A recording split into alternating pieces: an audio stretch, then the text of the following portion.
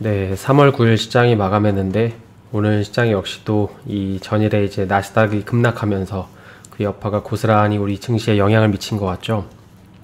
특히 오늘은 뭐 별다른 이유도 없었던 것 같은데 그 아시아 증시 대비 국내 증시만 유독 강하게 하락하니까 사실 좀 답답하긴 합니다. 뭐 장마감하고 조금 올라오긴 했지만 그래도 사실 장중에 낙폭이 꽤 컸었죠.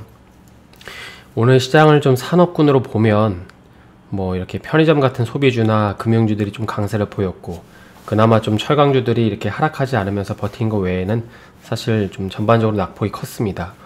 특히 좀 금리 노이즈로 인해서 직접적으로 피해를 받고 있는 성장주 섹터들이 계속해서 좀 뭐 하락폭을 키워나가고 있죠. 그래서 아직까지는 좀 더 인내가 필요한 시장인 것 같긴 합니다. 그래서 오늘은 뭐 이렇게 크게 시장에서 특이점이 없어서 어떤 얘기를 할까 하다가 한편으로는 좀 우리가 간과하고 있는 얘기를 좀 해보려고 하는데요.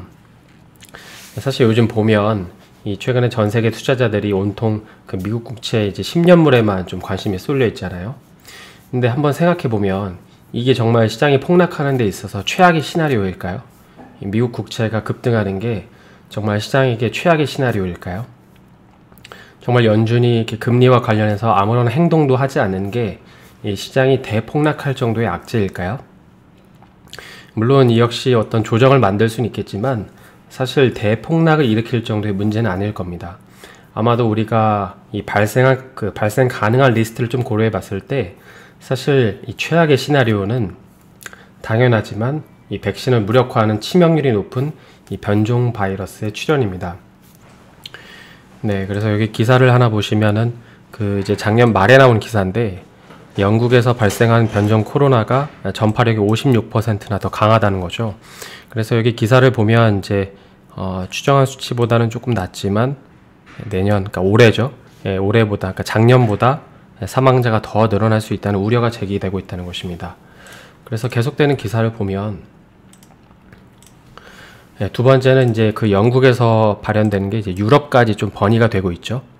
그래서 그 유럽에 지금 급속도로 확산되고 있다는 건데 이건 역시도 좀 작년 말 기사입니다. 그래서 그 영국을 단영한 이들이 스페인, 뭐 스웨덴, 스위스 이런 곳에서 이제 계속 이 바이러스가 좀 발생되고 있다는 겁니다. 또 그 다음 기사도 좀 보면 이번에 이제 남아공발이죠. 그러니까 영국에서 아마 이제 뭐 어떤 식으로든 변이가 돼서 남아공까지 도달을 했는지 모르겠지만 이 남아공발 변이 바이러스가 유럽에서 확산하고 있다는 겁니다. 이거는 이제 2월 25일 기사니까 이제 지난달이니까 가장 최근에 좀 기사인 건데요. 그래서 마지막 기사를 보면 지금 유럽에서 확산되고 있는, 특히 이탈리아에서 확산되고 있는 이 바이러스의 절반 이상이 이 변종 바이러스에 감염된 사람들이라고 합니다. 그래서 지금 다시금 폐쇄를 하고 있다고 하죠. 그러니까 이게 3월 기사니까 가장 최근에 이제 이런 어떤 변종 바이러스 때문에 조금 유럽 위주로 좀 문제가 있다는 걸 알 수 있습니다. 그래서 우리가 지금 보면 사실 이 연준이 금리 인상을 억제해 줄 것으로 기대를 하고 있잖아요. 그러다 보니까는 현재 기업들이 뭐 고평가다, 뭐 저평가다 이렇게 고민을 하는 건데 거기에는 사실 최소한 연말까지 이 백신 보급이 완료될 거라는 믿음이 있고, 그리고 그 믿음의 종착지는 결국에 이제 바이러스로부터 좀 자유로워져서 우리가 조금 더 편해질 거라는 이 전제가 깔려 있습니다. 근데 만약에 이런 기초적인 가정이 좀 무너지면 어떻게 될까요? 이 모래 위에 집을 쌓는 것처럼 사실 모든 게 무너집니다. 그래서 이런 관점으로 보면 뭐 현재 연준이 국채금리 상승을 용인하든 그렇지 않든 그건 사실 중요한 건 아니죠. 따라서 만약에 우리가 백신을 무력화하는 이런 변종 관련된 뉴스가 계속 나오면, 예를 들어서 뭐 이런 기사처럼 지금 다시금 이제 그 봉쇄 단계를 높여서 뭐 입국 금지를 하거나, 그게 아니라면 가장 최근에 우리가 지금 눈여겨보고 있는 나라는 이스라엘이잖아요. 여기가 지금 집단 면역이 되냐 안 되냐 그 기로에 있는데, 집단 면역이 만약에 됐는데도 이 변종 바이러스에 감염이 돼서 다시 한번 봉쇄를 검토하게 되면 이건 아마 이제 그 작년 초의 폭락 수준이 아니라 이제는 경제가 완전히 무너져 내릴 수도 있다는 것입니다.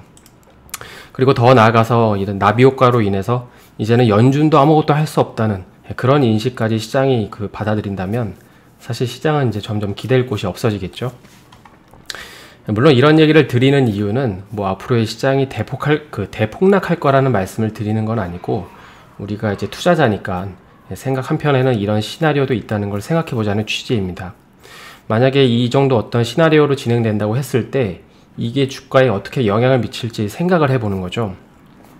그래서 앞서 살펴봤던 것처럼 지금도 이제 사실 변종 바이러스가 계속 출현하고 뉴스들이 나오지만, 지금은 이 내용들이 주식 가격에 영향을 미치는 영향이 사실 미미하다고 생각하는 게 맞을 겁니다. 사실 이게 현재 주가가 오르는데 방해가 될 거라고 생각하는 사람은 거의 없죠. 그래서 예를 들어서 현재 변종 바이러스가 출현할 확률이 1.5%라고 가정을 해보면, 이 시장은 이 1.5%의 전부가 아니라 아마도 이 중에 한 0.05%의 리스크만 이 주가에 좀 반영을 하고 있을 겁니다. 근데 만약에 계속해서 뭐 출현 확률이 커져서 이제는 0.05%가 아니라 뭐 나중에 더 커지면 뭐 5%, 또 15% 이렇게 주가를 갉아먹게 되겠죠. 그래서 우리처럼 이런 시나리오를 먼저 생각해 보면 또 다른 시나리오를 또 세워볼 수 있겠죠.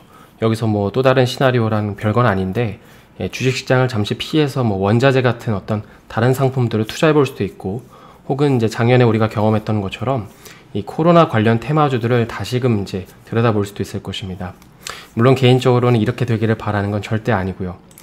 그래서 사실 제일 베스트는 현재 지금 선진국 위주로만 백신들이 보급되고 있는데, 이게 이제 개도국들이나 후진국들에도 빠르게 보급되는 것입니다.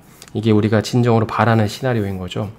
하지만 이제 이런 시나리오들은 한 번쯤은 우리가 생각해 볼 수 있고, 또 생각을 해본 만큼 나중에 필요할 때 다시금 좀 꺼내다가 쓸 수 있을 것입니다. 그래서 계속해서 말씀드리지만, 저는 뭐 이렇게 대폭락이 온다고 그런 얘기를 하려는 게 아니고, 우리의 생각 한편에 이렇게 될 수도 있다는 시나리오를 기억의 저장소 한편에 이제 넣어 놓자는 것입니다.